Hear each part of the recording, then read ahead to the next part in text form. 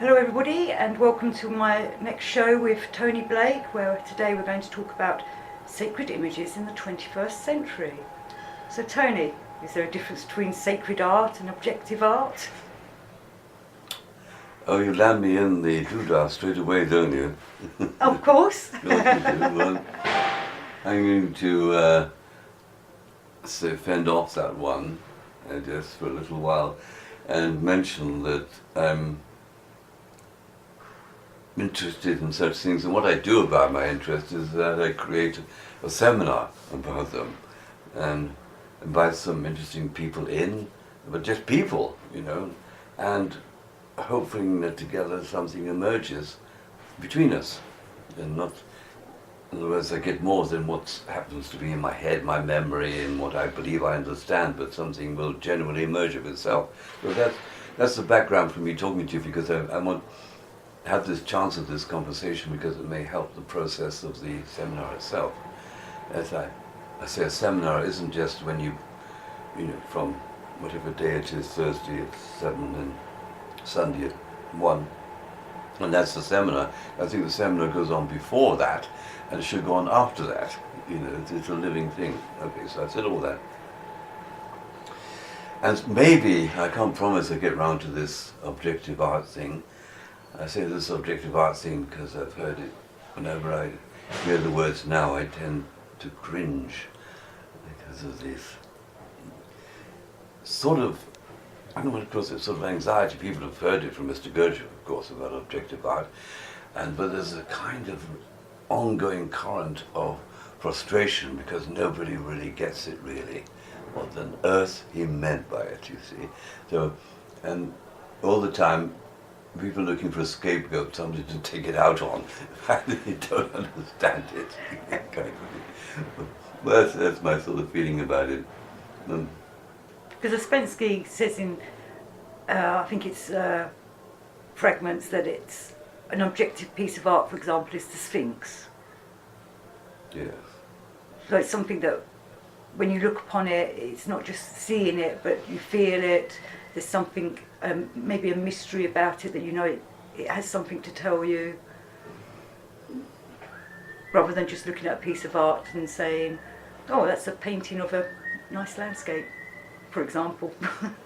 Okay, I find an approach here, but I need to go to the rationale, so to speak, purpose of what are called sacred images. We know that people over a long time have invested a lot of energy in them, and we suppose that they consider these images to contribute something very significant to their life, the way they live their life, and also to communities and the rest of it. And there is, I want to begin with the side of it which is fairly obvious, which is that a sacred image is something you can invest in, that if you put something into, and thereby it can grow even, it gives you, obviously a sacred image is not a thing floating around out there, like a species of animal or a rock or something like that. It's something very different. First of all, it's an image. And you've got this conundrum, or challenge, whatever it is, that these images, are made by people, you see. Yet, why call them sacred? Because we made them. Part of that can be correlated with this mystery or concern about the sacred text, such as the Quran or the Bible, when the proponents of that particular religion say, this is the word of God. You see? I mention this because I want, again, right near the beginning to say that the sacred image, if it's taken to be sacred, communicates something. The people is not just something people like or is attractive or they can put on the walls or whatever it is. It communicates something. It is a presence. And interrupt me whenever you want to with the questions about this, because I want to jump now to the particular example of the icons, and the Byzantine icons in particular, or the particularly Russian Orthodox tradition of this, which is beautifully brought out in Tarkovsky's film Andre Gurdjieff. And we know we have a very wonderful friend who does them, actually composes them, you know, in these times, and they have something of the same power. I was seeing this program on, I admit it was on BBC4, brilliant program, Byzantine art, and talking to these people, a present day icon painter and then to a priest, and the priest emphasized how, you know, in his tradition, you know, it's still very powerful for the people, and why? Because, you know, the icons were usually representing a saint, so they were a link to that saint, to that being. You know, they weren't just a sort of, when we have the idea of representation or picture of it, it's like, it's not the real thing. No, but in a sense, if it's a good icon, the real thing is there. And so the people who see them, they kiss the icon as if they would the hand of the sacred person. They're in front of the priest or the saint or whatever it is. So it's a carrying on of that saint who've done his or her attributes are coming through that iconic picture. Absolutely, and people believe they get help that way. Now, I'm jumping here because I mean, this is quite a wide canvas we've got to have, and it maybe you can lose track in all of this, but you have to remember that, you know, Gurdjieff himself seemed to have a familiarity with sacred images. They were part of his upbringing and also part of his transmission. And recently I was doing a seminar in Spain in which I introduced this. Well, two things was a movement and the inner exercise, and this inner exercise comes one of the few came more or less directly from Gurdjieff, called the exercise sometimes of conscious stealing or the Four Prophets, in which you go to, directed to go to the sacred places such as the Benares, and you make contact in a certain method with the energy there, and take it into your own work. And it has implications and responsibilities for oneself.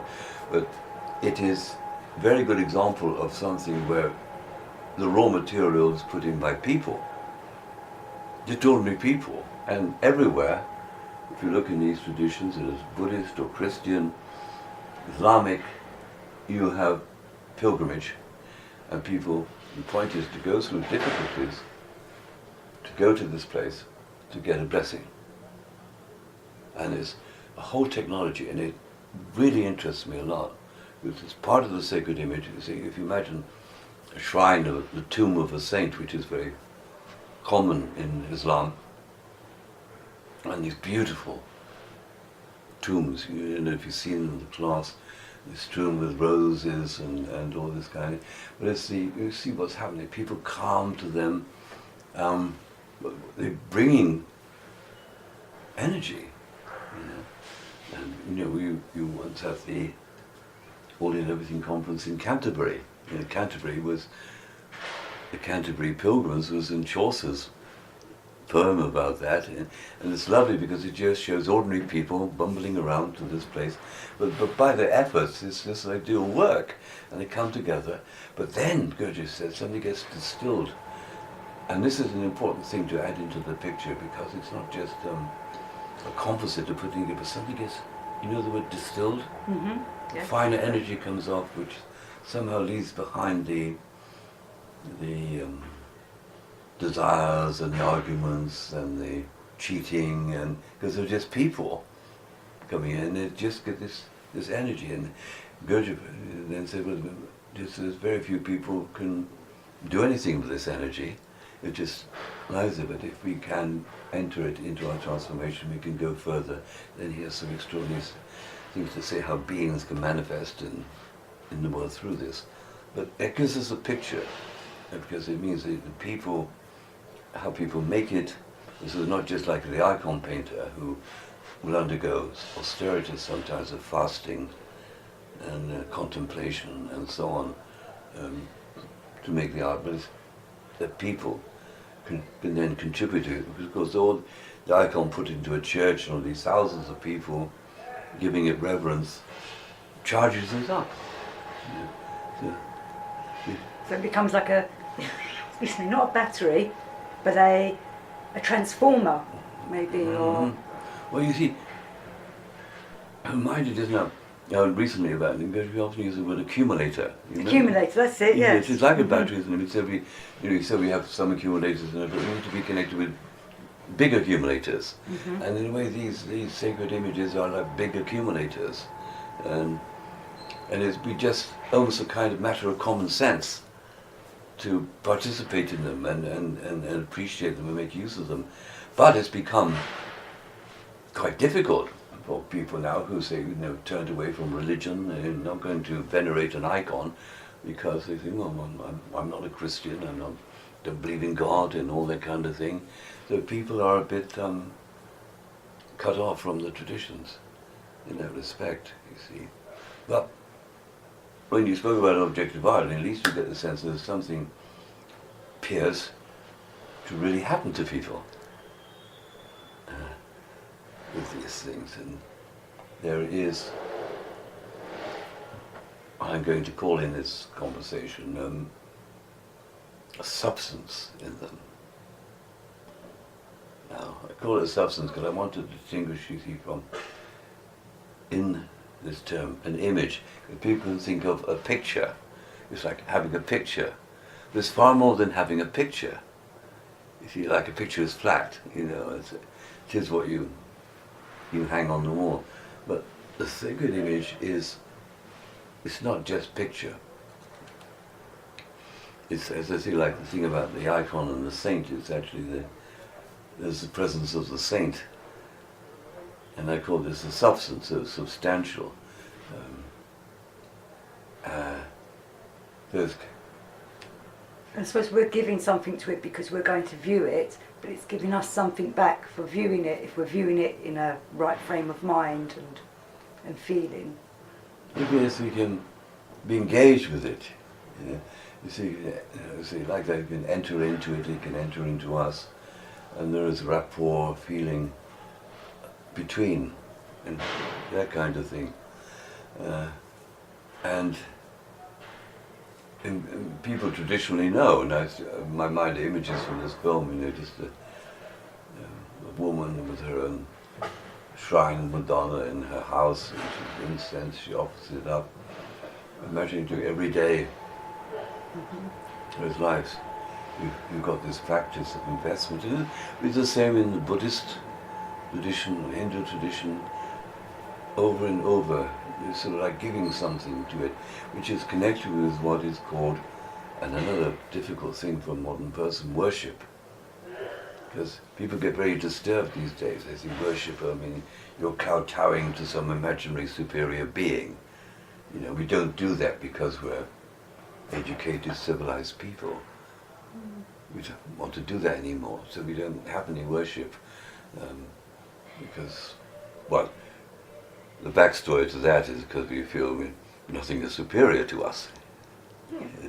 We're the acme of creation, which is what are we going to do? So we're still making a context for describing what the sacred image is. There is, I think, a need for a little addition about images. I'm thinking of the bringing in the Tibetan tradition, because what is called visualization is incredibly important practice.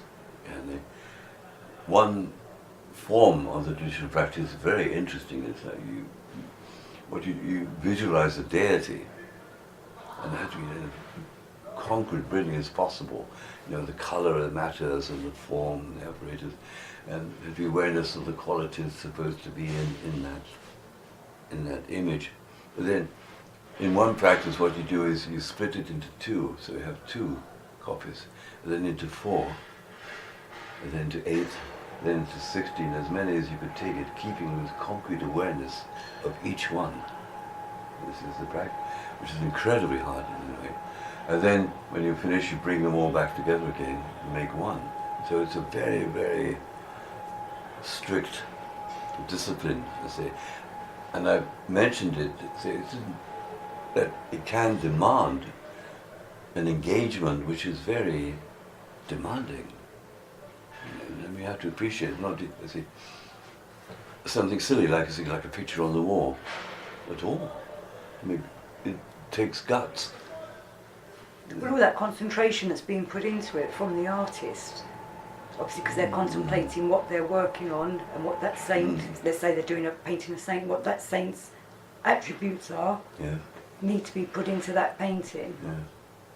So you can't have like just whimsical ideas going on in your mind while you're doing this kind of thing. You've got to do that. And but also want to emphasize that it's the kind of visualization which I used to practice it with Mr. Bennett and so on. It was taken for granted we ought to do that, but it seems that people have lost touch with it about creating these kinds of mental images. But everybody who wants to understand something needs this, because I want to now add another dimension to this talk, and that's science. You see, it might seem got nothing to do with sacred images. But just to emphasize that they can, in the images can be almost tangible, and one can learn from them. Because this is what Einstein did in his theories of relativity. I mean, equations and all that came later. Because he contemplated everything. He contemplated, that's right, you got into it. You were seeing light, photons, or light, just like that, a light ray and so on. And it was quite well known at the beginning of the 20th century. You did that sort of thing, but you didn't talk about it very much because, people imagine the technical scientists who really not created, didn't imagine you sort of did rational thought all the time and you calculations, but in fact you just have to, what we call imagine it. They've got a problem, people think imaginary is something thin, it's only what comes out of your mind, but no, like Einstein always feels only by creating these images you begin to see things which you wouldn't have seen unless you've done that. So invest in something which turns out to be wiser than you are. And I just don't say this happens in science, you see. Mr. Bennett said that this is how it is in sacred images. It's like, we've put this nice word sacred in front of it because in a way it becomes more than we are. If it's the real job. Well, not just, that's nice, No.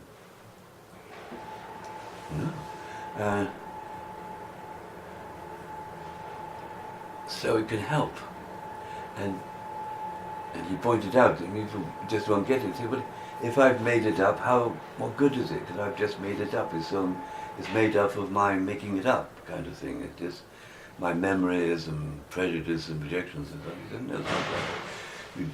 You start this, get into it, and something grows and develops, gets stronger, and there's a substance, and it can have an effect on you. In fact, we can draw you on.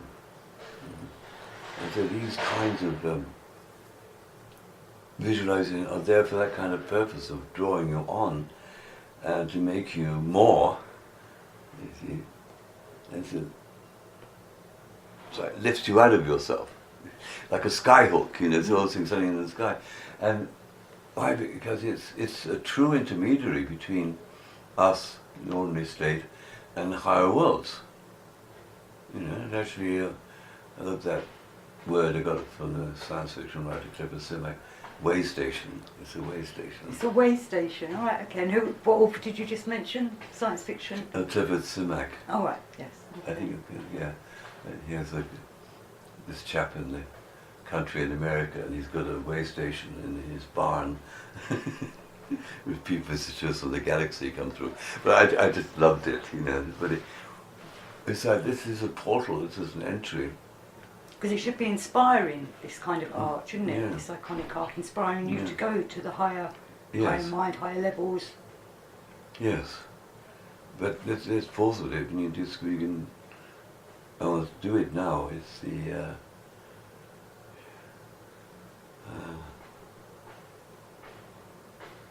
jumping to another parallel is like, for me, like music is intrinsically like this, because it connects us with the realm of a higher language, a higher seeing or insight, and all kinds of music can do this, but that's another matter. So, yeah, way station. So when you were just saying about music, music is, would you say it's on the same kind of, sacred music would be on Yes. the same level as sacred art? Yes. It's still an inspiration. Yes. Well, that's, you know, what the intentionality of people in the beginning, so we talked about the Western tradition, Middle Ages and so on, it was entirely that. It was, if you like, it was the sound of the angels, you know, literally, but they meant it literally. This kind of thing. But in those kind of times, in the medieval times or such like, they haven't got TV or radio to distract them. That's right. So that when they do go and see a proper work of art like that, they are absolutely 21st century wowed by it. That's so true. It reminds me of, you know, I'm really slowly understanding this, that I've got an image in my mind of Wells Cathedral and a reconstruction of how it looked originally, because you look at Wells Cathedral now, it's incredible architecture, beautiful thing, but statues and so on. But when it was originally put up, it was all in Technicolor. You know that, Wells Cathedral? You Yes, know that already? or in that special stained glass window that they've lost how it's made, wasn't it? Well, it was one of the things, the actual front, the statues were painted, you understand? Oh, were they? Oh, I didn't know that, no. I know, you see, they've tried a reproduction. It is absolutely, literally, Hollywood Technicolor. And imagine, I just blew my mind, imagine the people, as you say, often living very grubby and hard lives and dingy lives coming to that. It was paradise. You know, stained glass windows, but every statue. And there was so much, you know, destruction from, which I'm also beginning to appreciate in England because of that horrible person, Henry VIII, who just wanted money. But the destruction of art in these, you know, statues had their heads knocked off and stained glass windows smashed, beautiful things. But anyway, but that, as you say, I'm just amplifying about the colour, and it was an intensity, and very difficult for it to get this intensity. Because colour's quite magical in that kind of way, whereas black and white doesn't perhaps take us, or monochrome doesn't take us that level up. But you know, in Tibetan tonkas, as they call them, you know, all the colour is so significant, the kind of colour you have with the goddess or god, all this kind of thing. And it brings that kind of the icon painters and so on, and the choice of the colour is meaningful. And it's a language itself. So, now, we're thinking of trying to get towards this 21st century, and I was looking at an example of, I hope I get his name right, the American artist Turrell. One of the things he'd done, he actually bought an extinct volcano and it turned it inside into a work of art, where it has openings in which allow light in, and he's composed this thing of light from the sky and all these colours. And I was looking at this and wondering, why they a new kind of sacred image, because it's in a way secular. I mean, it's not attached to any particular religious imagery. It just, because you mentioned colour, it just you just get a sense of worship of colour. It's just amazing. It's pure colour, and some resonances with the art of Mark Rothko. I adore the chapel, you know, the special Roscoe Chapel near some of his campuses. These campuses are almost entirely, in a sense, black. You've ever seen pictures of this? You know it. And there was special music was made for it and so on. You see, but all this black thing, because there's something about, well, one phrase comes into my mind about the unknown God. So the God beyond form and all this sort of thing is something which has become very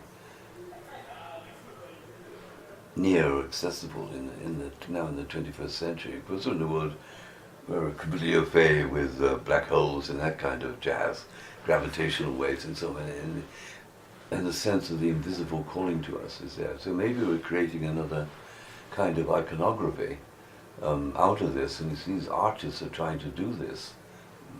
And it's different from the approach of another artist I very much admire. I think he may be Australian, I can't remember. His name is Bill Viola. Don't know if you've ever heard of him. No. He's known about the world's leading, installation artist. He makes videos. And including he made a set, it was 10 years ago now, for St. Paul's Cathedral. So they're like triptychs, but they're videos. And some of them are taken from the Bible, but he's recreated these images, and even like of angels or people going into other dimensions and enacting them, and it's done in the most extraordinary way. So is this like projected onto the walls of St. Paul's? No, actually, screens, which are kind of big TV screens. Mm-hmm. In fact, just a little plug here for my diversity publication. I took on a couple of one, which is a representation of the Pieta Mary with Jesus, and he's composed it, and it's done live, but in a very accordingly sensitive sense. But in this way, you see where the technology of cinema is used. As a previous example was this abstraction, in color. Like one of these devices he uses is actually, it takes days to set up properly. It's a thin sheet of running water, and his performers, walk through this sheet, and it's totally. It's like seeing transformation in front of your eyes. But it requires days to set up this film of water in space. So they're doing that. So again, they're like the old icon painters. They're putting a lot of work in and contemplation, yes. Dedicating themselves to that piece of art. Yes. Which then 21st century people are going to look at, because even though we're saying not many people are religious anymore, they still get drawn to this kind of art, don't they? So there's a hunger in them. They know this. Yeah, they might not know why they're doing it. Yeah. But they get something from it. Yeah. And it reminded me that the essential part of this is, that's a phrase I often use, it's not coming to mind, is a lot of them is you make something concrete, it's something tangible you're dealing with. Even the light one is some way is tangible, because to do, you have to get something which is made there, created there. I'm not sure, here I'm really searching for it, but now I'm going to go and introduce yet another dimension to all of this, which is to do with nature, and maybe the beginning of sacred images in the world around us. And one example are to do with stones.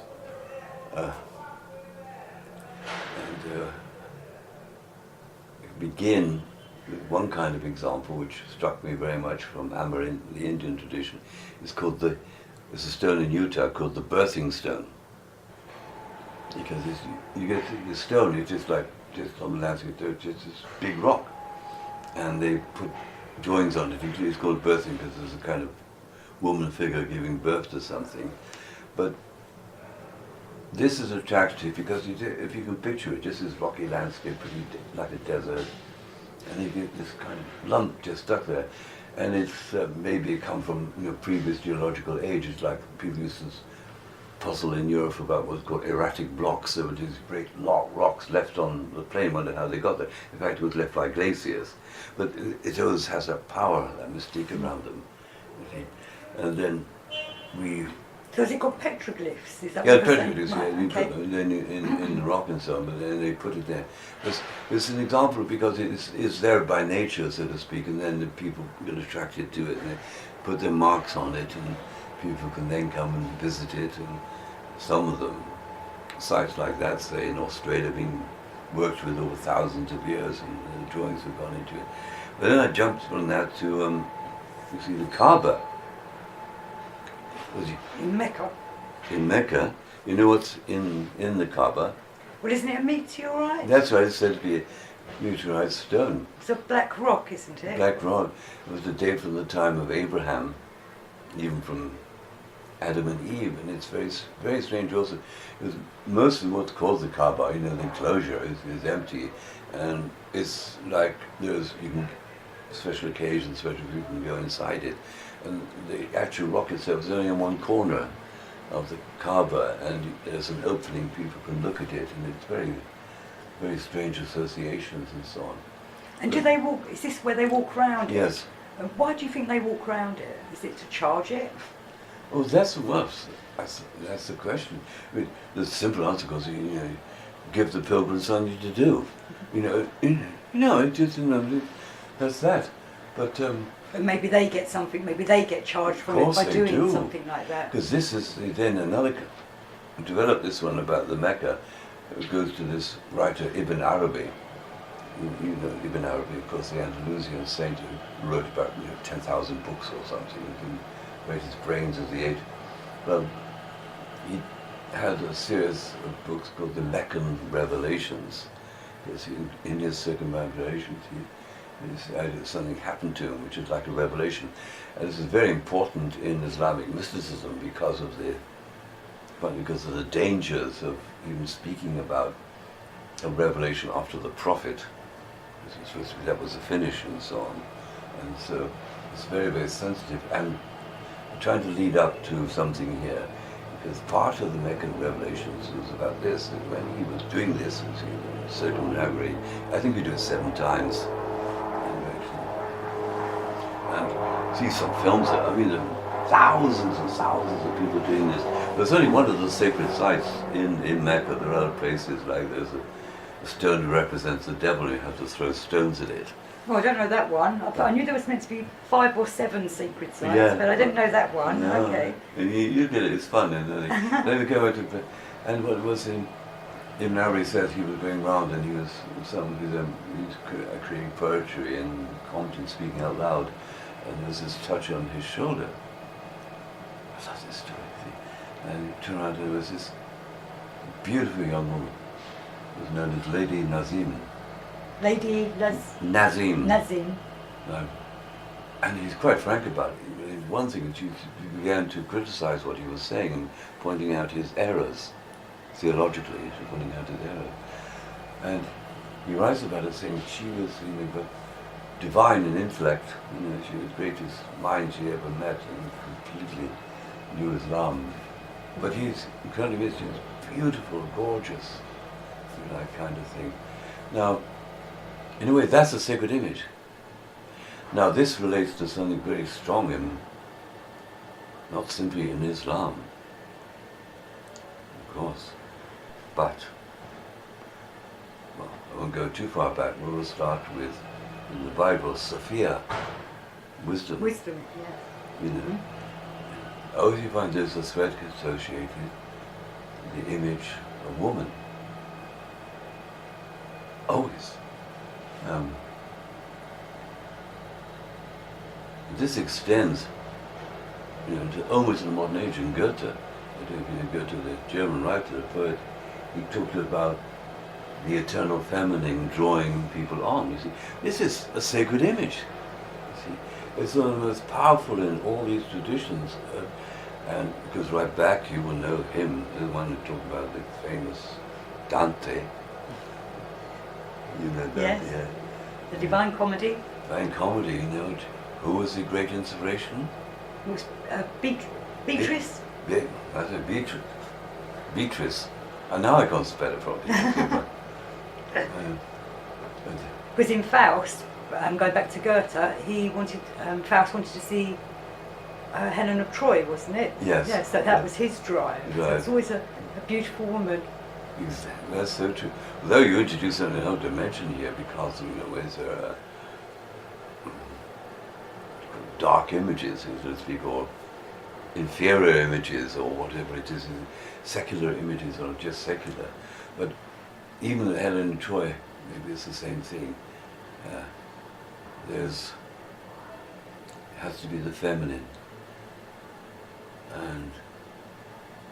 and there's the idea of because always but often in relationship to men who are taken out of themselves, they are unable to transcend themselves through the feminine, and this is so strong in all the traditions, and I think it's magnificent and powerful. You know, so the Lady Nazim with Ibn Arabi was one of the because he recognized the power, and afterwards, you know, you can say, well, did she exist? Was it his poetry, whatever, like Dante's Beatrix, you know, it just appeared in his poetry?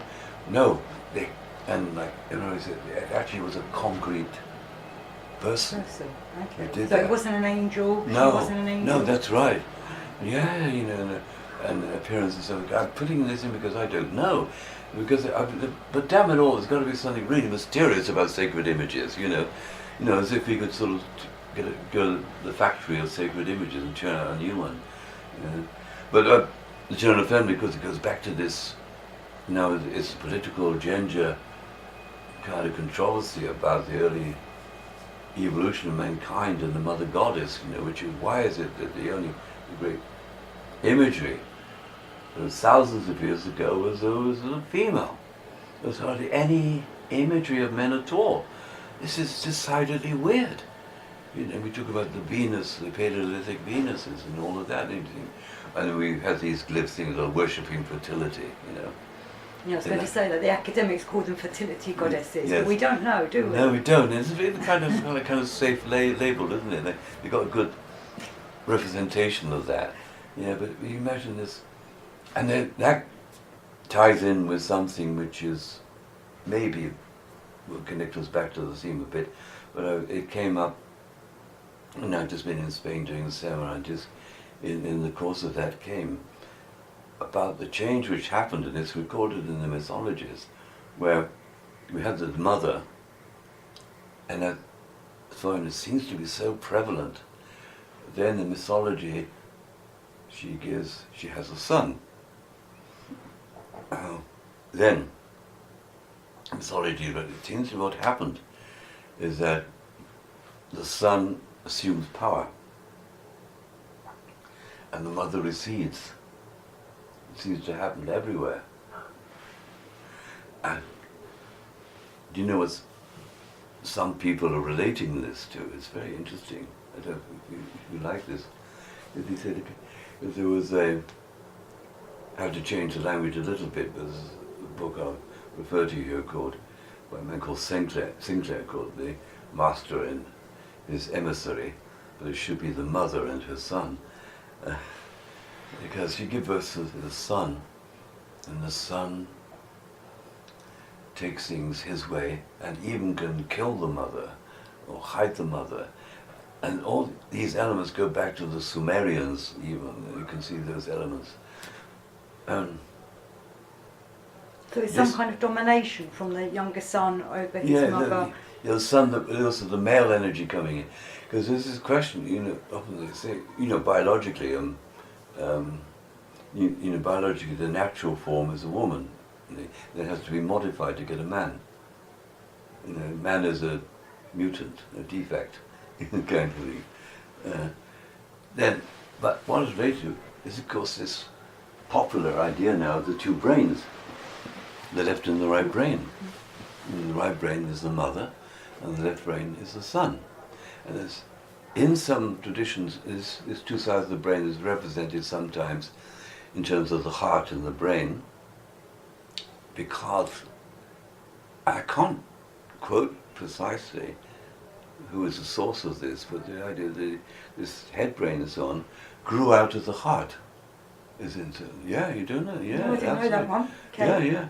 Well, this corresponds to the sense that the master in his emissary, this is the true master was his right brain, he rise to the left brain, which then is like a wicked Greek story, usurped the true God or source. So that this is where the mind or the brain Yes. usurps the heart. Yes. And see, well, I'm now changing Mother Nature, the mother, whatever it is, in the divine wisdom gave rise to this which could invent technology and science and have this vision, because there's something which comes in the left brain, which the right brain cannot provide. But one interesting, important distinction between the two, which I always go back to just because it's interesting in itself, is that it's only the right brain which has direct experience.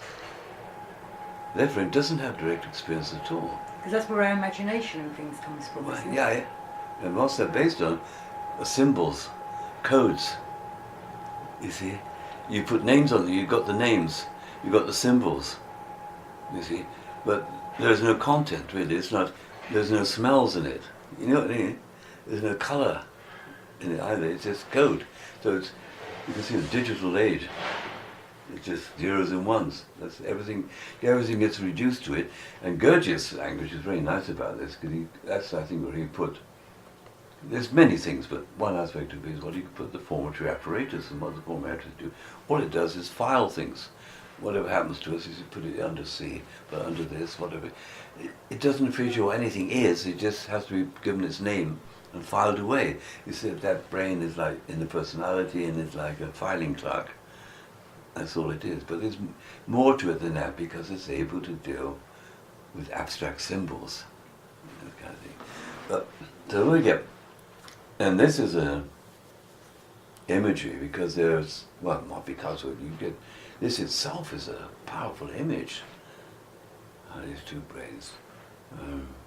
Because then I used to wonder, is the point of us to evolve to try and bring these two brains together? But then why do we have two separate ways of thinking?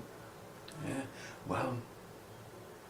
And it's interesting you say it comes up from the heart. I'm going to have to ponder on that. I've never Yeah. heard that before. But Haven't you? I feel there's something from Yeah. in that, isn't You there? see, the technology is now interrupting us, you know, saying, yeah, look, yeah, I'm beautiful and so on. But I mean, if I'm confused, this is, like Mr. Bennett saying, that this is, and it's start with some words, going about it.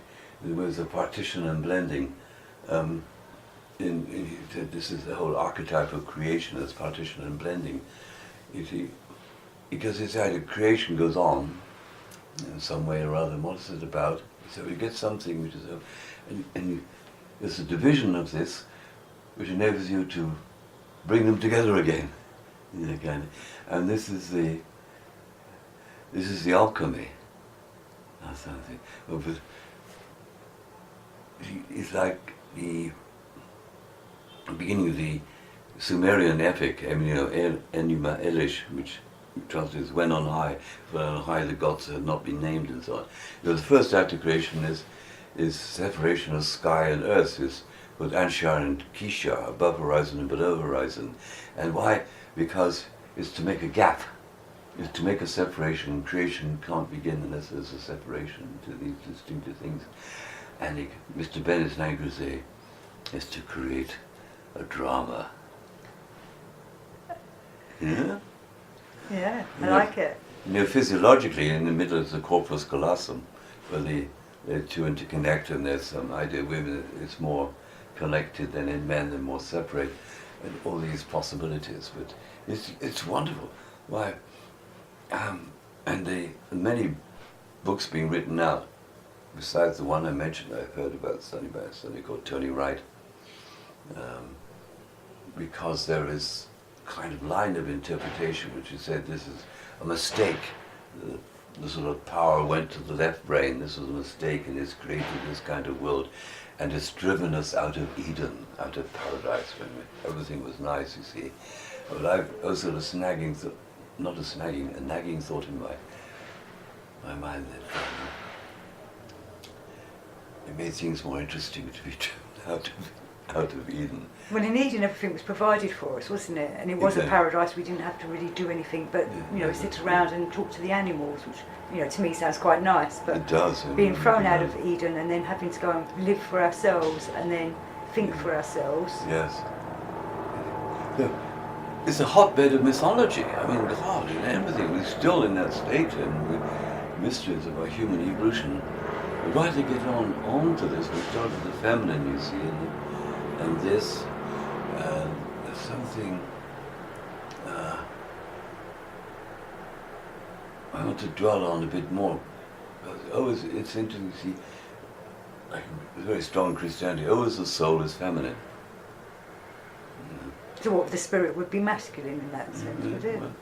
Well, that's maybe true. I don't know. Throw in another image, which is one of, you find many examples of. Mr. Bennett had one which he took from the painter Uccello, and where you mention the masculine. You see, the masculine is is like the personality, and so on, and he's portrayed always as the dragon slayer, the one who fights the dragon, and he is a beautiful armor on this horse and this spear dragon. And you see this painted by Uccello. It's not only Uccello, other people too. Fighting like a dragon in the dark. He's a brave warrior. And the maiden is standing by. And as the knight battles the dragon. He's supposed to be saving her in the old tradition. That's well, then you begin to see that she's holding a silken thread in her hand. And the end of the silken thread is a little noose round the neck of the dragon. So she's already captured it. Well, you see, but this is... Bennett was really enraptured by this, and I got a taste of it from him.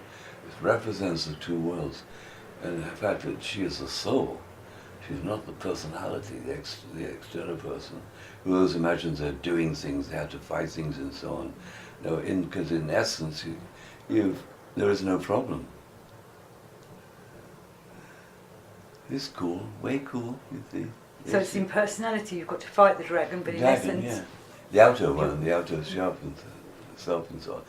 So that's when, but, no, as illustrating this thing of the maiden, it has to be the soul, and it is taken many interpretations. But what I'm doing here is these books and history, mythology and all of that is... because it's like, for me, like a cauldron. It's kind of like works in the human unconscious, and it's out of this stuff which comes these images, and there's something about the work going on about finding, if we accept that they have this power of drawing us on, something which becomes needed at particular times. And so I come bending it round to Mr. Bennett and his concern with what his task was, because for him, I try to emphasize, people are interested in the Gurdjieff work, they think it's all about getting your own eye and all the rest of it, and Bennett said, well, this is just trivial, getting your own eye, and the point is, it gives you a start and you begin to see what you should be doing. Getting your own eye is kids' play, it's kindergarten, and so what is it you're doing? And for him it was this, he had. And I puzzled about it because I don't know. I just had a few conversations with him, a few things he wrote and so on. He said he was to be involved in creating a new sacred image for our times, you see. What would be suitable for us. And this would be part of what he wanted to find, which was a way of worship which modern people could accept. And for him, it was an essential need, not just a nice idea, but an essential need. So not an essential need for the individual, an essential need for everybody? Of humanity. Let's call it humanity, and best word I've got for it, humanity. When you look back in history, you see, again, you've always asked this question, and these things arose in the various religions. Various religions, you see, are almost composed around some sacred images, like the Buddha or the Christ, or the Enlightenment, or the Savior, or the man of God, the prophet, even the idiot, or whatever it is something. It has to be made concrete, made accessible to people.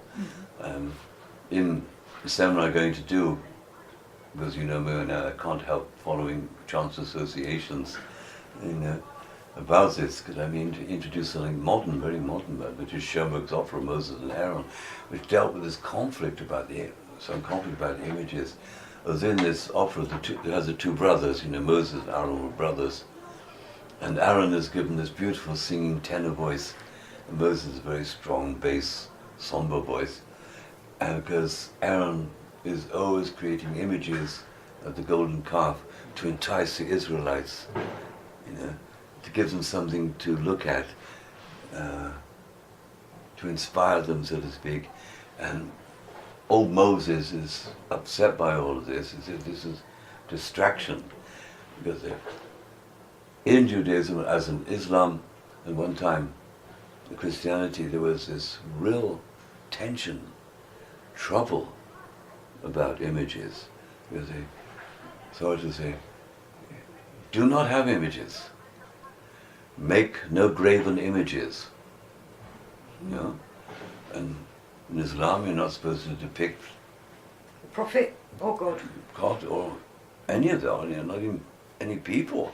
And what you have is calligraphy, which is the word, you see. And this is in this opera, because at the end of the second act, Moses is in despair and he cries out to God, "Oh word that I lack, I need the word." I've thrown that in, partly because just my associations, but going back to the nature of an image, you see, there is also in the image a word. Like I say, Christ, you see. And this in the name of is important, giving it the name. There is, I'm involved with a few people who bring people along to something like a spirit journey, entering into some other world in some way or other, in one's feelings, or actually, it doesn't really matter. And I always say, take this fortune, you have to undertake this journey in the name of. And it says, if you're a Christian, you say, in the name of Jesus, and you enter into it, or the Buddha, or whatever it is, in the name of. So I was thinking for an image and say, there's this, the name, the word is there, which can be treated as abstract, just a word. Say God, G-O-D, Allah, A-L-L-A-H, whatever it is, Aleph Lam. But words are very powerful. Oh yes. But just throwing that in, you see, in comparison with the image, you see, yes.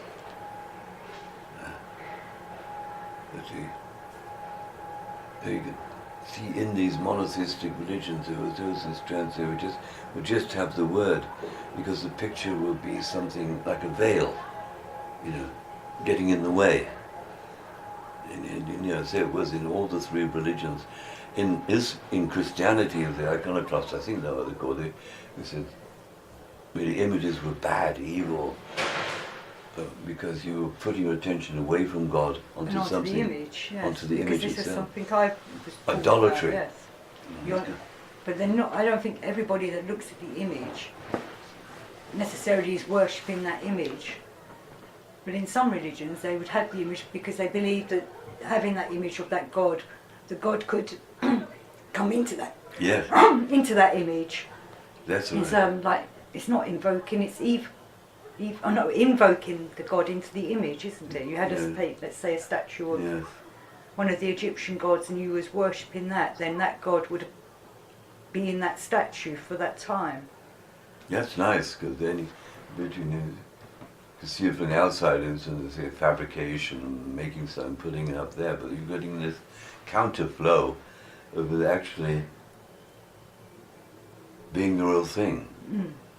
He starts off as a representation, but becomes the real thing. I think that's possibly true. Because I wonder when the Christians and the Jews and the Islam said no icons, was perhaps because they thought it was someone who thought you could only think about God because God's unknowable. That's right, yeah. And so that's why they didn't want any images. But I think it's good for the stories that are in the Bible, the Quran and things, to have images of the stories maybe, to remind people. Because a picture tells a thousand words, as they say. No. Yes. But, here, one of the rationales of properties of these images is it like it represents what one is after. I'm thinking, because I'm starting to think about this image called the Insomni Kamil, I think it means the perfect man. Now we've gone to a man image. In Christianity we have a form it in the Imitation of Christ, which is Thomas à Kempis, I think, in his book Imitation of Christ. And it means giving you something which to focus on, which gives you an idea of direction. Yeah, so something to attain to. Something to attain to, that's why it looks like this. And so we have in words, like Islam, the 99 names of God, and the attributes of God and so on, and make it tangible, to enable you to see. Now, wow, how much time have we got? Keep going if you want. Okay, well, because I'm wondering about moving towards what I believe Mr. Bennett was concerned with. I would be intrigued to know, you were saying that you and Mr. Bennett used to work, I think you were saying you was working on how to make iconic art. No, I didn't. I said he was concerned with the evolution of a sacred image, Right, which okay. in this case it's nothing artistic or tangible about it, and I'm hoping I can get towards that realm, because it is in one of his talks, he literally puts it straightforwardly, the image of God. And he had it one time a lecture called The Image of God in Work. And I always recommend people to read that book. It's called Sacred Influences, I think. With the last year of his life he explored these things, because he has this question about the work, and we might move to that and say, is work a sacred image? You say, well, you can define it, you do it as, this is what this guy Gurdjieff talked about, is the transformation, its methods, you can find some explanations for it, but he really struggled because I think he never resolved it. I wonder if you can see what I'm struggling with here. Talk about the work, in a way to say, is the work God? This is really ultimate. And he said this, but he said one thing about the work, he said, well, it's very difficult to get caught up in the things you do get caught up with God. You can't start talking about Mr. Work or something, it doesn't quite work, contributed something really. And he was attracted to that because it was, he saw in it there was something, really intelligent about that, and my God, he might have adopted that, and people did it because there were various discourses. We've got the fourth way as one way, harmonious development as now, but the work is, you get the capital W in there, maybe it was alchemical, the great work and so on. But no, I'm thinking, damn it, I'm thinking more and more, this is a bloody sacred image. Yeah. Yeah, because it's something you're looking at, you're pondering on, and hopefully you're giving something to it and getting something back. And of course it's not a traditional icon which is supposed to represent a being, a true sacred beings, sacred individuals, if you like. It's more than that. And now this is very interesting. You know what I mean? It's more than that, because it's not, the work is you couldn't, could you paint an icon of the work, you know, kind of, what would it look like? There's some kind of puzzle here, you see, because obviously the work, which is a word, so to speak, matters a great deal to a lot of people, but it's only in that stage of being a word. But it's got to be always have that aspect, and we meet it. We've been to these conferences on everything and so on. People sometimes get caught up in this and thinking, well, as you say, we can describe the work is, what it consists and what it does. But if we stick with our theme here and say, well, treating work as a sacred image would enable us to pause with ascribing it to being something, I'd say, that we can put together or assemble. It's not like a machinery or something like that. There's something in it which is, because I don't know if you ever come across this, Debbie, but we used to have this, we used to say weird things like, it's the work that works. Yes, I've heard people say that. Yes. Have you, and people have been, even weird things like they've been poisoned by the work. Which gives it kind of an independent reality. And then this thing, I remember one of Bennett's friends, one time, I won't mention his name, and somebody was talking about the Gurdjieff work, and he got very angry and he said, this is not somebody's work, it's a work. Would it be the work or a work? Well, it's like the, work, becomes yeah, but okay. as soon as I putting the the in front, you make it sacred. You know what I mean? It's like the one and only work. And you just, just randomly just talking to you, thinking about it, it's become really, wow. Because why is it? It's something that people do, but it's also something that's done to them. And so I must go back to those talks. I knew they were significant, because those were the last talks he gave, and things were changing towards the end of his life, and he was understanding things a different way. But in come round to what he was also connected with, which wasn't the work, which had another name. But I'm still, really excited by this, because it's weird. Because sometimes I've said to people, what do you think if if they're religious, I say, can we equate the work with the Holy Ghost? Something, this is the nearest thing. What is the Holy Ghost? The Comforter, the one who came after Christ, the one who will come after me. Because the Holy Ghost is also unseen. Unseen, yes. And that's what the work is, unseen, because you can't see it. That's right. That's right. But it enters into things like the wonderful thing, Pentecost and the gifts of the Holy Ghost and so on, which is a beautiful scene, Pentecost. The sort of tongues of fire entering.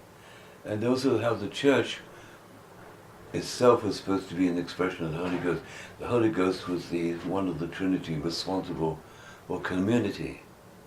I'm getting more and more excited about this. This is really, really good, And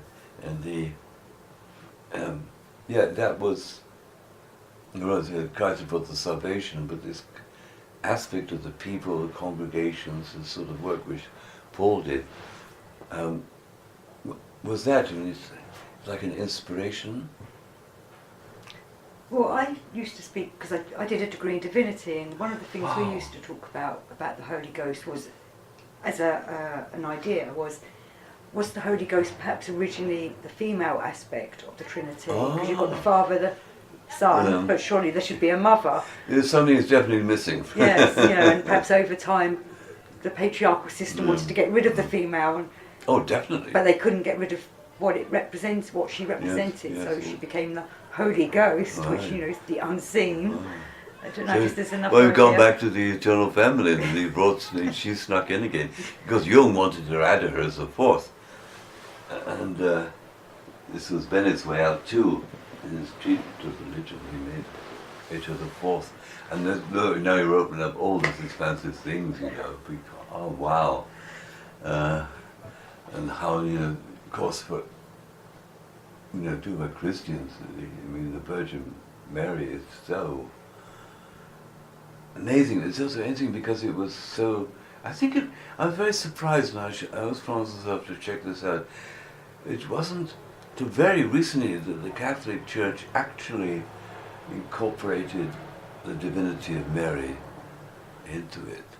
I know it's only recently they incorporated how important Mary Magdalene was and accepting her as one of the first apostles, but I don't know about. I thought Mary the Mother had always been. But she became easy. What happened? It's already 1,000 years ago. It just seemed amongst the people that Christian people, they just naturally were doing it, and that it took some time to get in theology. Duns Scotus, a theologian, he devoted himself to Mariology, but I think he was really accepted until later. But let's not get distracted from that. But one must be distracted because of the extraordinary things Bennett was exploring in his dramatic universe at the end. Even drawing parallels which could upset a lot of religious people between Mary and the Quran. Because she's in the Quran, isn't she? Well, she is in the Quran, but I meant the whole thing, and I think I must look at this up because I'm careless sometimes, even the Prophet, because he was concerned, and this must be part of our modern sacred image. This, whatever stupid shit happened with the wars between the religions is something which needs to be addressed. Because people can glibly talk about the unity of religions, but it's like you have to find a sacred image, which can embody that unity. And referring back to Gurdjieff's Four Prophets, I don't know if I can't remember if you've ever done the movements. I've not done the movements. No, there was one of his things in which we were just doing it in Spain. We take the ones, and it was Jesus, Buddha, Muhammad, and Lama. Lama is for, and each has a certain gesture, and it's like this is Muhammad, and they speak the words and so on. But it reminded me how much it was just this unity, but how the unity of religions needs to be it was created, established, and so it might be related to a sacred image, which puts it in impossible conundrums. Who creates a sacred image? Because you've got to have some sense in which the image is not a guy somewhere, or even a super clever guy making it up, putting it on the market, so to speak. It's something which emerges of itself. It must be something like this. So you're sort of saying a sacred image that represents all religions, that all religions would accept? Well, now at this time, I'm just thinking the ostensible theme we got, the sacred image in the 21st century. But for God's sake, literally for God's sake, we ought to get that, being subject to this fragmentation and separation. And it can be something like a new kind of sacred image, then it must surely include that role to do it. But one other thing, amongst many, about this modern aging, and like in the West and so on, is most of the people have lost any religious sense. And everybody's boasting about how they don't believe in God and any of that kind of stuff. In this rational world. Yes, the rational world, precisely, and all that. But it's a curious thing, and so whatever emerges has got to be on a new basis. Like, you imagine somebody, as we get now, all these books about what's the problem of work and how to solve it, how the new thing, and they declare themselves a prophet. I'm most suspicious about all of this. It's not, surely not. It's got to. But then, how can I say it's going to happen of itself? Then I look, and for me, my background is physics and science, And I think you mentioned, was it you mentioning that? Well, physics or science? Of talking about David Attenborough? No, it wasn't me. Was somebody, just a few, you see there it is, maybe it was a little spirit spoken about the, but, you know, and it's not like this, you know, you read the newspapers where the only pleasurable fun thing is about scientific discovery. Just about everything else in human affairs is just terrible and miserable and foul and stupid, you know. Well, this is, and you suddenly, because I take it, and I mean about it, it's rare, I mean, I'm maybe completely wrong, I take science as a modern form of revelation. And I think God enabled us to have science because that was the way of us experiencing and seeing some things, which were... Well, in ancient times, science and religion went hand in hand, didn't they? You're right, that's right. So here we go, so a big cycle and coming back to this. And so we've got to find something which coincides. And so, pausing but not forgetting, I'm getting all little goosebumps in my legs now, I'm going to think about it. In a good way, I hope. Oh, yeah. You know, about this thing about the work, which I hadn't really, it's so obvious, but before speaking I hadn't really got it. But about this other thing, and which is, what is this other thing? And good, but Bennett, it was nature. And it's now become fairly common as an idea. And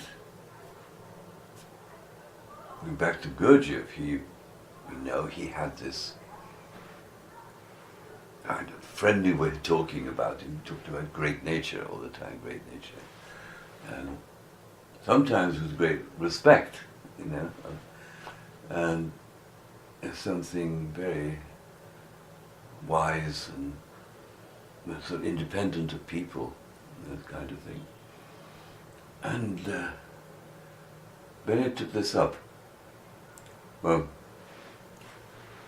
and we know we have all these ecological movements now, and this incredible thing about saving the planet. I talk about imagery, you know, the images of the whales or the coral reefs, all of this sort of thing, which are like almost images of hell and death and destruction. Why is it coming out? Because there's some kind of sense of need. We say, well, it's survival, yeah, but I think it's more than that. Maybe because more and more people are concerned about the destruction of the planet as well. Yes, well, that's a survival thing. I think there's more than survival. You can say, well, it just makes common sense, as it does, to actually, you know, start behaving sensibly about things, not follow these insane politicians.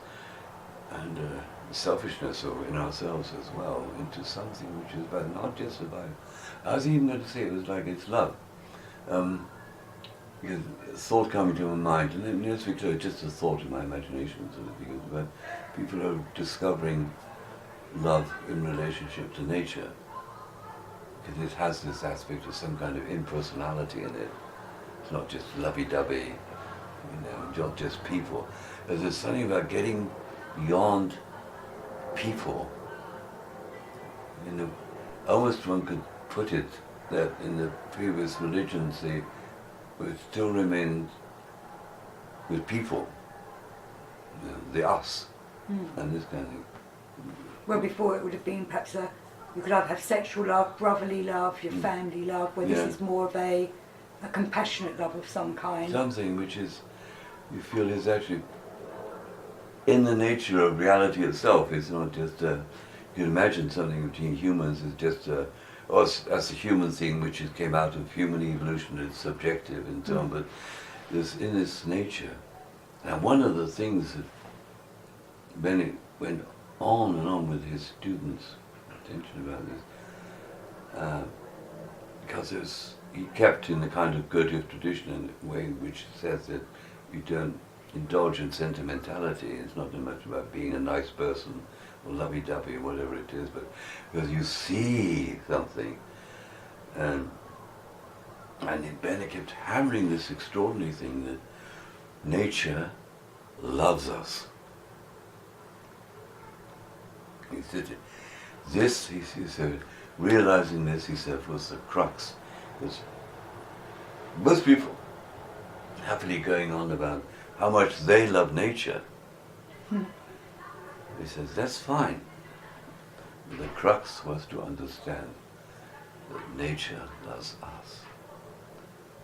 I give my little explanation for it, all it's worth, which is because if you go about how much you love nature, you're still putting yourself first. How compassionate I am, how deep I am, how spiritual I am. I can love nature. Ben used to more sort of metaphorically give them a good smack. And you see it, and you mock people, sitting in the meadow, nice fires, looking out, and thinking how much they love nature, and it's useless. Now this turning around, I'll add something to it, because it's maybe very peculiar to Bennett, and people into Gurdjieff won't recognize it at all. And that is to say that he was a devout Christian, and so, but he was more than that. Through the work, he had this, and I'm going to say what this is, and not just go on about this in the abstract. This particular thing about the higher powers, which I go back to from time to time. I forget to go back to, and I think it's very simple, very direct, but it's very strong. And that is to say, he said, always insisted, the higher powers want to give everything they can to us. Give it freely. But the problem is us.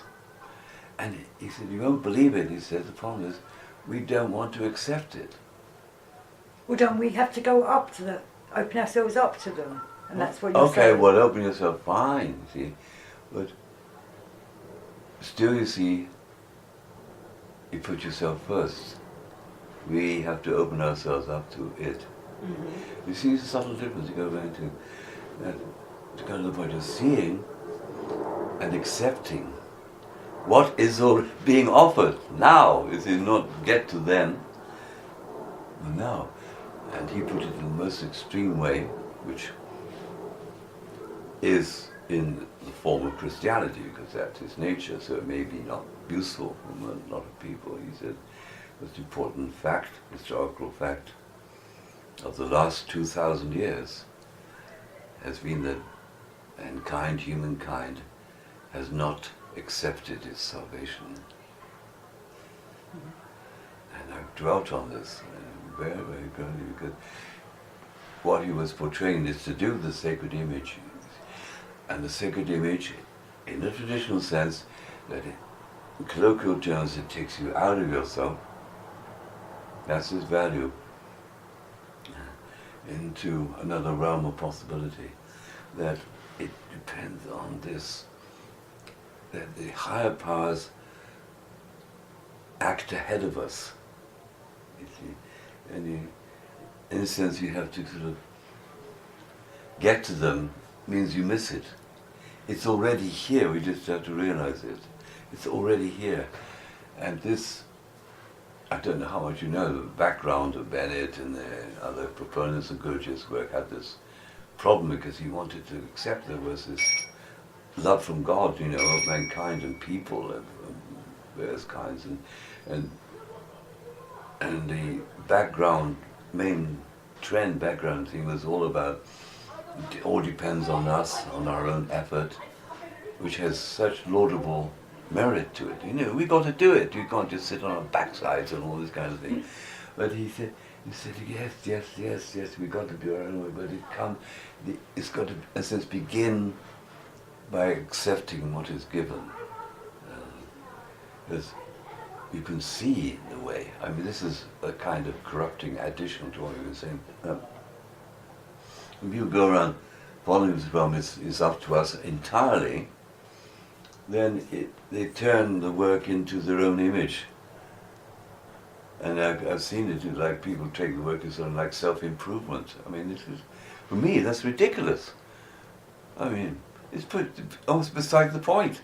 Who cares? So this, I mean, But it is a kind of self-improvement in that it's teaching you to look at yourself.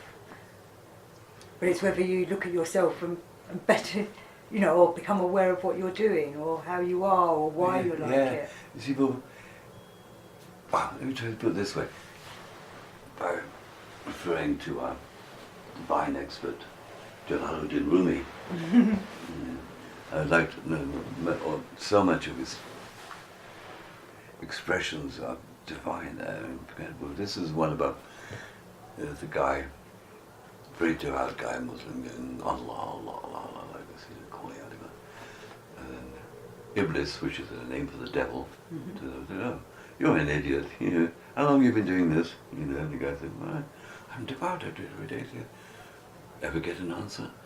I said, "Well, I'm not sure." See. And so, well, think about it. So he dropped this seed Of the doubt into him. doubt. And then comes onto the stage this other character, my favourite character in Islam, El Khidr, the green one, the green man. And he said, man, you know, another said, also calling the foreman an idiot. He said, "Yeah, don't you understand?" And I said, "What?" "That Allah has always been replying to you." He said, "What do you mean?" I didn't hear him. He said, "You say the name of Allah. Do you think you could say the name of Allah from yourself? It is only Allah who says the name of Allah." See? That's it. Maybe. If you go. So that's a big thing. But this so it's having the divine within you, or allowing it to come in you, yeah, well, or it's already in you. Yeah, it's always, God is always ahead of us, you see. And it isn't a matter of catch up. But there is that, maybe it's a confusing image, I can't help doing this. There's a beautiful expression about throwing your heart ahead of you and then catching up with it. There's something like that. So, but it still has this thing about throwing your heart ahead of you. But this is what is done, I believe, in our encounter with the sacred image, because you're allowing your heart to go into this wider realm, you know, to be taken up by itself. And if you get this realm, I am making my heart go, and you lose it because you're back into I. Whenever you use the word I, whatever it is, it's going to bring you back to the material world of causes and effects and so on. So, for me, I mean, I'm getting into what matters to me, you know, my subjective, you know, me, just me, Blake, being me, you know, that kind of thing. You know. See, where is the starting point? It's not with I at all. I is delusion, that kind of thing. So, big thing in this is the conversation and association of kind of this point of possibility, the emergence of a new sacred image. I mentioned Mr. Bennett, and I have many puzzles and many unknowns about this. It's not that I say he can go sit in a study and invent a new sacred image. He gave lectures about what he felt was unconditional nature, you know, which is an idea about this all, and he tried to communicate that to people. And because he's always found a way of helping people to contact this which is already working. And he said this extreme thing at one point. He said that he used the word in his precise religious way. This word was supernatural. People use the word supernatural to mean the occult, things like clairvoyance and that kind of thing. But that's just the spirit world, you know. He was okay with the spirit world, okay, with dreams and all that. But the spirit and the supernatural, so there are supernatural energies at work. And I had these conversations with him, and I said, you know, this so-called work on oneself is okay, it's got but it never really gets you anywhere at all. None of it does. There's these supernatural energies that do it, and so he was aware in saying this that maybe only a very few people would take him seriously. I see what you're saying, that it's trying to, it's because supernatural is something that's not natural to us, isn't it? Or it is natural to us, but it's the next perhaps level up or something. Yeah. So it's trying to reach them higher energies, or what he's calling the supernatural. Or because we're just living a mundane life, we're not quite in touch with what is the supernatural. Yeah.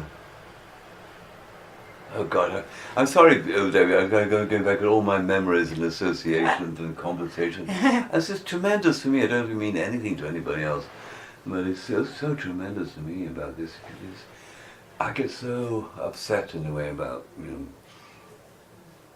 Gurdjieff groups and all these kind of groups. And they talk about working on themselves and so on. They go on for year after year, struggling and to work on themselves, and they observe themselves and all the rest of it.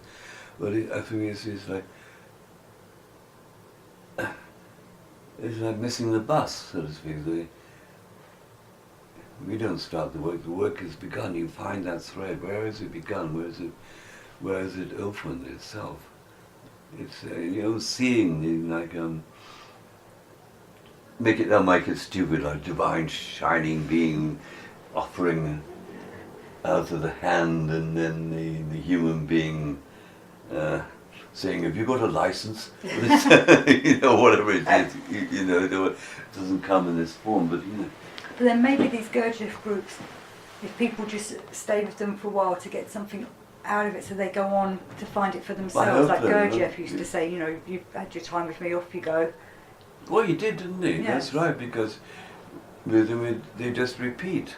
And that's a fundamental practical point. And Bennett was very keen on this. He said, like, in the group, really take seriously carrying on after 3 years at least, really take a good look at what's going on, and do something different. Yes, because you can't be in the same class forever, otherwise you're just repeating the same old lessons. But a lot of people do stay in the same class forever, and they die in the same class forever, and so on. Well, you see, he's not against anything, but for a time and so on.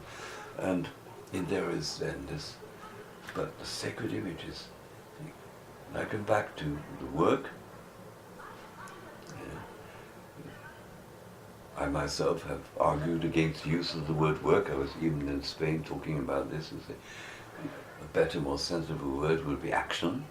And I give various reasons, but they come from physics, so I don't think they mean much to anybody else.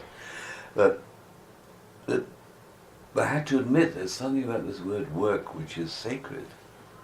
I don't know if you feel that. No, I do when it's with a capital W and it's to do with doing the Gurdjieff work. It's sacred to me. But then you added the Gurdjieff work.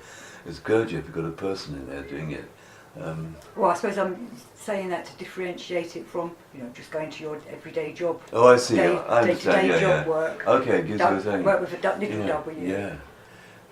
Because I suppose it is. Yeah. He hasn't. Gurdjieff himself never gave a name to it, did he? He called it the fourth way once, but I don't think he was saying that's what this is going to be called. No, I've wondered about it, and I'm very irresponsible. I never really followed it up and checked it out. Well, from what I've seen myself, I wonder if people took it because he kept saying about working on yourself. Yeah, working on myself, and they extended, and the work, and what's it? Yeah. Well, let's hopefully we can look into this. Yeah, maybe someone will send us the answer. Well, no, not the answer. But, God forbid any answer to that. But I just want to stay with my own feeling of the word life, because I think it was a passage which had it with me. It was very important for me. A seminar he gave on the spiritual psychology a long time ago. And there's a book about it. And then he revised it, and they went through it, and he talked about having a dream and this vision of the work, and he thought that he came to the point of reality is the work is reality. And he thought it was unlimited, infinite. It's very, and I recommend you to read it and get hold and read it, because it's so stunning. And it was like a raw thing came over him. It wasn't worked out or anything, just raw thing. There was this, and it was. No, I got really hooked on this. The work is the sacred image, But I suppose work is a reality. The work would be a reality if you performed the work properly. You would wake up and see. No, it's more than that. It's saying, it's more than much more. It's a complete identity. Because part of it can be explained, and I think we're reaching towards it. Part of it can be explained in terms of. It came to me in a certain form a few days ago about all of this, beyond personality and essence as well, in which everything that's there is being created. It's not like a world, we accept the world here. Well, you've got these things hanging around. There's a bloody suitcase by the door, you're sitting on a chair there, and you get the world as objects, and what do? They just sit around. They knock into each other. And in this third world, as it's called, they're not there until they're made to be there. It's the creating world, not the created world. And so, but finding this is maybe then you get the demand again for the sacred images. It's not like a simple idea of the sacred image, like there's a picture of a saint with a halo. But that can have enormous value. Like this one our friend Toddy Smith did of the baptism of Christ, showing these holy people. But we are looking at how we can form an image of the work, which is not an explanation of the work. So I've got really excited about this. Wow. And where do we turn? You want to make the Holy Ghost feminine. And then there's this idea of great nature. But it's all Bennett, it's all this is the turning around. All enough we start from I. Even I'm a bad person, I'm an inadequate person, but it's still I. And the I comes first. As long as the I comes first, you're in a world subject to certain laws. Now, just stopping saying the word I is not going to change much, but it's the seeing of that this I, which appears in our grammar, is empty. There's nothing. And it's to do with time. And my Bennett, and not only Bennett, other people in this way puzzle about time. And one of the reasons is when does it begin? I suddenly realized now, I'm referring to Spain again. A session I started going on and on about beginning, what is the beginning, and then people were wondering, what's he going on about the beginning? Why doesn't he just begin the session instead of talking about it? But I suddenly thought, I'm passionate by it, like we're talking now, but when did our talk begin? I say it was, it's in some invisible point. We had some emails, we talked about it, you came along, we chatted, you had a cup of tea, you had your orange juice, and we said, we're going to begin then, and we sort of said, I think, switch it on. And we describe it in this way, but you see, but the beginning is an act of creation, it's just, and we can have that. Yeah. But that act of creation began with a word, according to the Holy Scriptures. Scriptures, yeah. So that comes back to what you were saying earlier about saying things, speaking things. So maybe it is a word that creates things, which is why spells are so important, or because spells create whatever they want from whatever the intention of the spell is. So maybe that's why words are seen differently to how sacred pictures are revered. So, I heard that Moses gets his word. It delivers them. And I did just want to say also, de Salzman, would you say de Salzman's picture of that he made for Gurdjieff's institute, would that be an iconic piece of art? Where he's Which one? The angel and the devil with Gurdjieff's face, and then all the anagram things. and all that. Yeah, that's it. Yeah, why not? Yeah, that'd be a true modern icon, I think. Or at least a 20th century icon, that's when it was done. Yeah, I wouldn't mind that. I'm noting the time. Yes, I noticed. I know we want to wrap this up, don't we? And this kind of thing. So I don't know why I'm doing this. Like looking for the odd loose end. Maybe. Do you have a conclusion or a last word? That's what I mean, you know. But that's another thing, you see, besides beginning, look at ending. I think people are, if I may say so, be rude as I am rude to people are even worse on ending than they are on beginning. Because I can never find a way to express it. You don't understand why I've gone on about this. To finish something is incredible. You know, it's absolutely.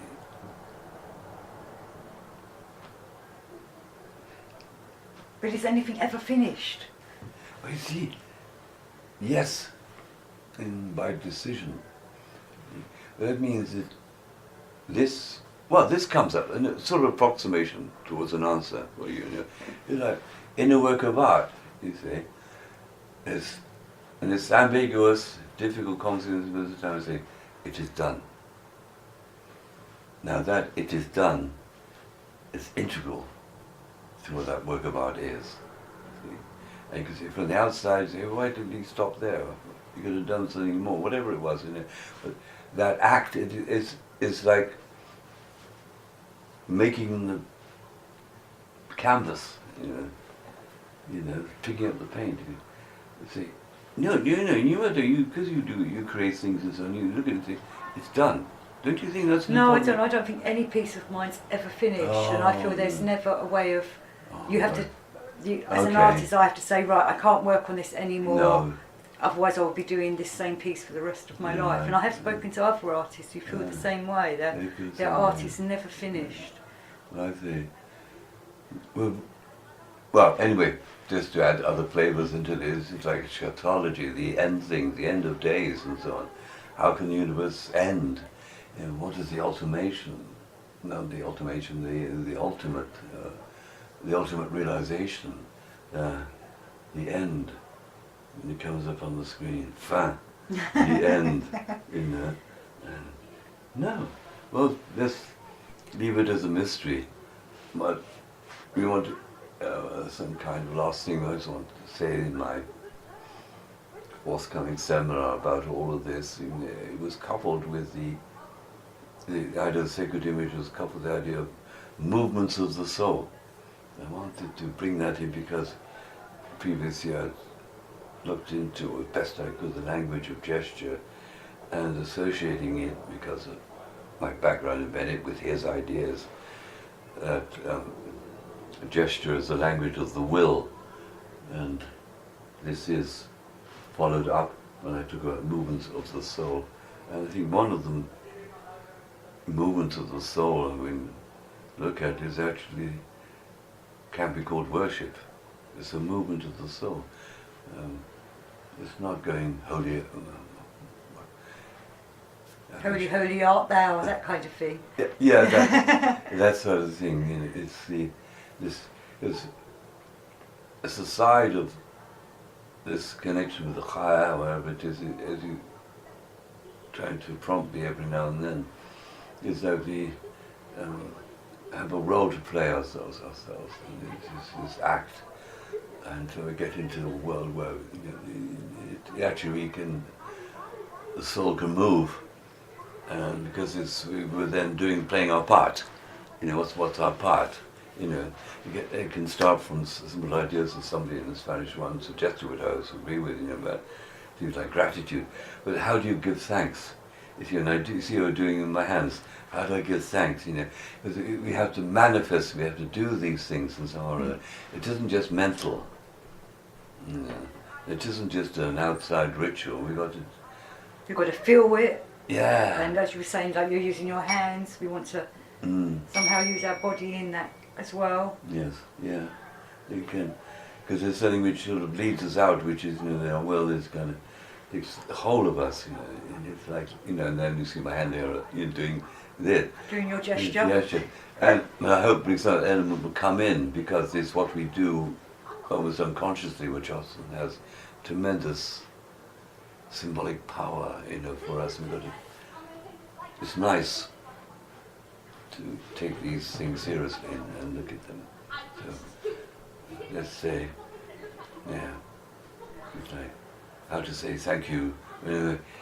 maybe people here to get a point of saying thank you to great nature. As part of it. How do we do this? That's a good question. How do we say thank you to great nature? You know, do we just appreciate it, and will it feel? I don't know. Because you see, we have a feeling, we have a thought, but there's something we want a bit more.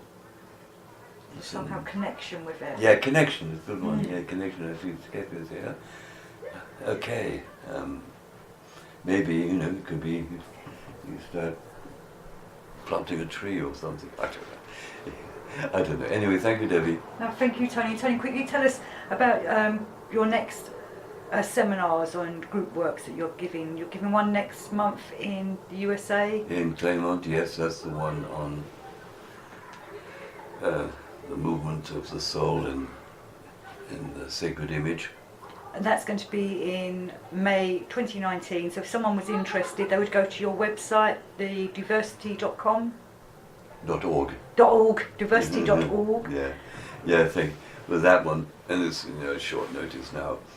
But you'll have other seminars throughout the year, don't you? Yeah, but we have one is in Spain, which is about in August, about the three centers.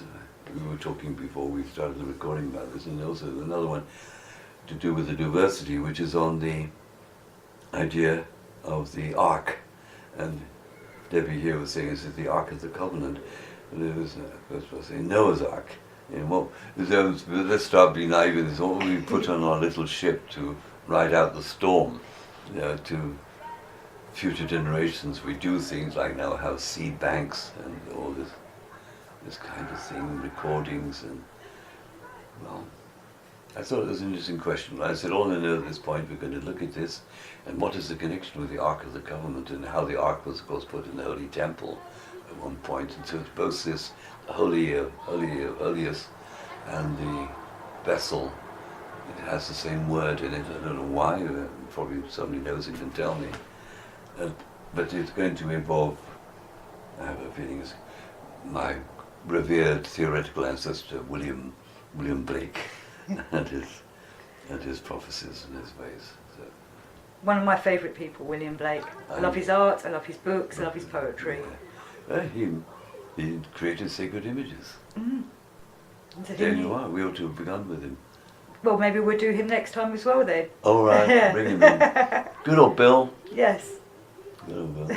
And also just wanted to say we've recorded this on St George's Day, because we mentioned George and the Dragon earlier. Right. It is the 23rd of April. Of course, the thing about the Labour Party was embarrassed again. They said yesterday was St George's Day. Yeah, they got the date wrong. It's today. Well, it's wonderful, because my son is called George, and I must congratulate him on his name day. And you know, for me, a strong thing with St George is that for me, I was identifying with Michael, Archangel Michael, and this story I read about this once, and I was looking a little bit about how Michael is supposed to save the life of St George 7 times. I don't know that story. I know, I just came on those things, and I, you know, now I've forgotten where I found it, but it's weird. But also that symbol of the chap on a horse, you know, with the lance and stabbing the dragon. You can also find sometime versions of St Michael doing that, because he's the warrior. That's right. And this kind of thing. And he's some people take him as the guide, the true guide of England, is St Michael. And you know about this Michael line coming out through Delphi into crossing into Ireland and the south of England, and all that kind of Michael stuff is there. Yes, the Michael and Mary lines. Yeah. Oh, you know that one, yeah. They're going around Glastonbury. I've bought some of the Michael line as well. Have you? Yes, I like that kind of thing. I like to try and understand what these energies are, or, you know, because I think that's a lot of why the megalithic stones were placed on them, was to try and... There is some of them. Yeah, something to do with that. We did that in the university. We did a tour along part of that Michael line some 5 years ago, 6 years ago. Yeah, and these beautiful little churches.